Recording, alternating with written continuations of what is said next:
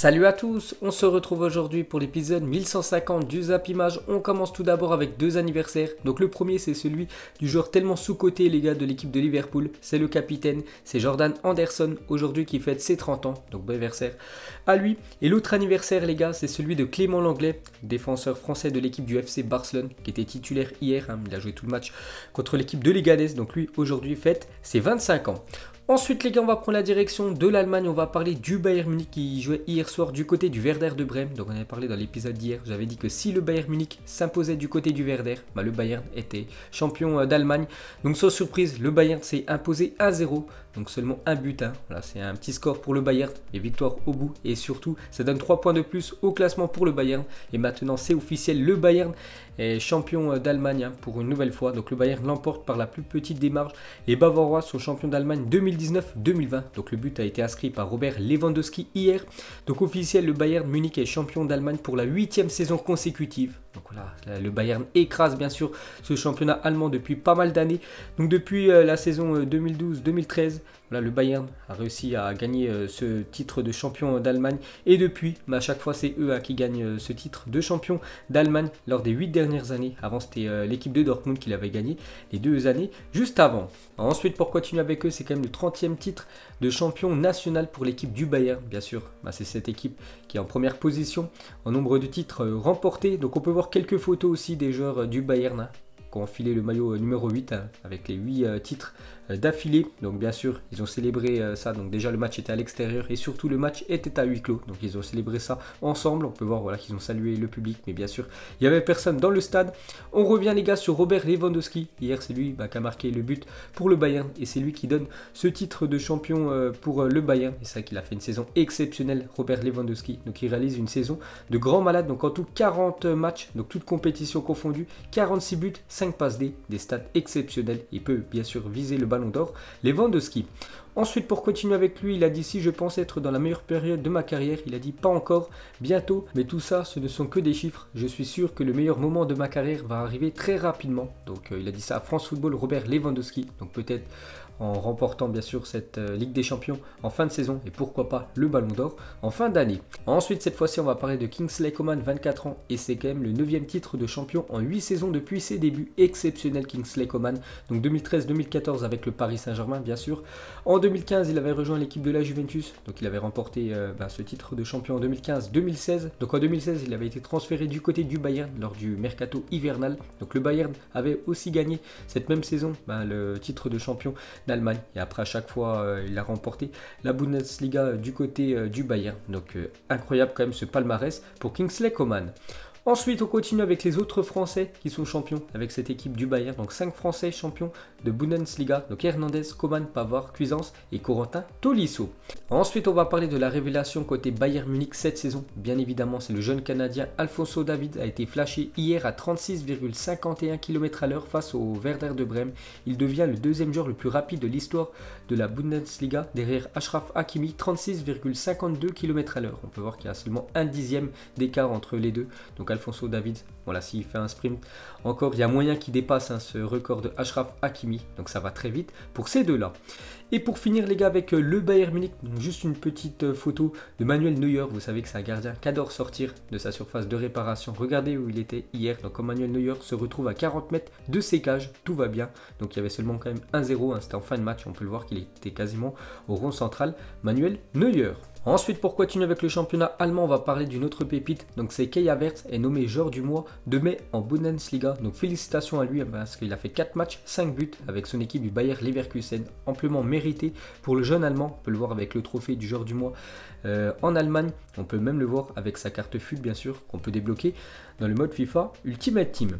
Et pour finir avec lui, donc le Bayer Leverkusen aurait refusé une offre du Real Madrid pour Kai Havertz. Donc Kai Havertz, ça sent quand même le départ de son équipe du Bayer Leverkusen en fin de saison. Donc on entend des rumeurs côté Chelsea, côté Real Madrid et aussi côté Bayern Munich. Donc le mieux je pense pour lui serait de rester en Allemagne et pourquoi pas aller du côté du Bayern.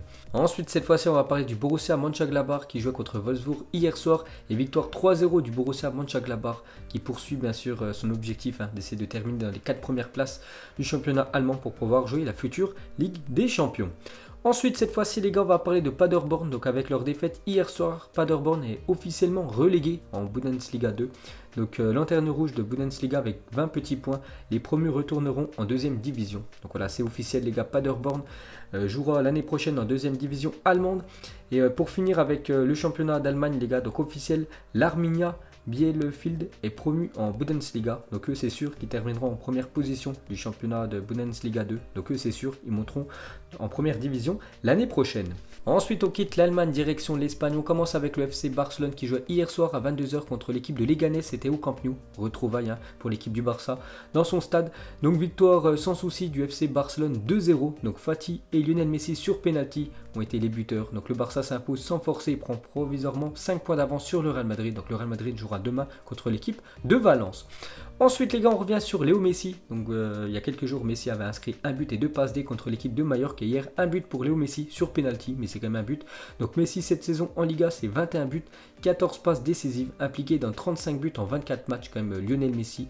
Donc il est impliqué dans 35 buts cette saison en championnat, plus que tout autre joueur du top 5 européen. Donc personne ne fait mieux actuellement que Léo Messi dans les 5 grands championnats en Europe. Donc pour continuer avec lui, donc quand Léo Messi devient inarrêtable, donc encore gros match hier de la part de Léo Messi. Et regardez le capitaine de Leganés, ce qu'il a dû faire pour arrêter la course de l'Argentin. Tout simplement, il a dû l'encercler. Voilà, il a dû faire une prise quasiment de judo pour mettre Léo Messi à terre, bien sûr, et pour pouvoir l'arrêter. Ensuite, pour continuer avec le FC Barcelone, donc le nouveau maillot du Barça qui sera porté pour la première fois lors du derby de Barcelone face à l'Espagnol le 3 juillet prochain. Donc ça sera ça déjà le maillot officiel du Barça pour la prochaine saison et sera porté lors du derby contre l'Espagnol Barcelone. Ensuite les gars, on va parler de la Première Ligue et après 100 jours de pause, la Première Ligue est de retour aujourd'hui. Donc 2 matchs de Première Ligue les gars, il y a un match à 19 h et il y a un match à 21 h 15. C'est Manchester City qui reçoit l'équipe de Arsenal, donc énorme choc bien sûr. Donc sinon regardez le programme de la journée, ça joue partout aujourd'hui. Ça joue en Allemagne, ça joue en Espagne, ça joue en Italie, en Angleterre, partout. Bon, sauf en France bien sûr. Donc par exemple 18 h 30, Francfort Schalke 04. Donc Aston Villa contre Sheffield United. C'est le premier match de reprise de la Première Ligue, c'était un match en retard.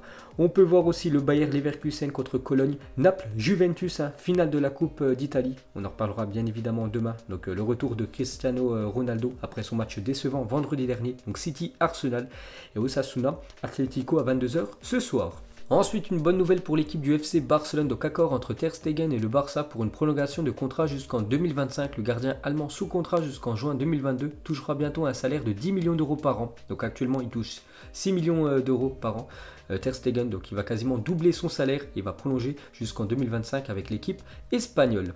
Ensuite officiel, Henri Bédimo, 36 ans, annonce qu'il prend sa retraite. L'ancien lyonnais a joué 242 matchs de Ligue 1, donc on peut voir tous les clubs où il a évolué en Ligue 1, comme l'équipe par exemple de Montpellier, de Lyon, de Marseille. Il a même joué avec la sélection du Cameroun, donc bonne retraite à Bédimo. Ensuite on va parler du Paris Saint-Germain et Neymar n'aurait pas encore entamé les discussions pour une éventuelle prolongation, d'après le journal Le Parisien. Donc Neymar au PSG, c'est reparti pour un an, donc pourquoi pas. Donc déjà la fin de son contrat les gars, c'est en 2022, en juin 2022. Donc il est arrivé en 2017, il avait signé un contrat de 5 ans. Et le PSG a pour l'instant proposé rien du tout à Neymar pour prolonger son contrat. On ne sait pas aussi si le Brésilien va vouloir prolonger du côté du PSG. Donc les discussions autour d'une prolongation toujours évoquées au point mort pour l'instant. Mais donc une déclaration de l'entourage de Neymar. Nous n'avons pas eu la chance de parler de quoi que ce soit pour le moment, glisse l'entourage de Neymar. Donc en gros peut-être Neymar veut prolonger, pourquoi pas d'une saison avec l'équipe du PSG. Donc affaire à suivre. On continue avec la star brésilienne. Aurait été surpris et irrité d'apprendre le départ de Thiago Silva, son compatriote brésilien, non conservé par Leonardo.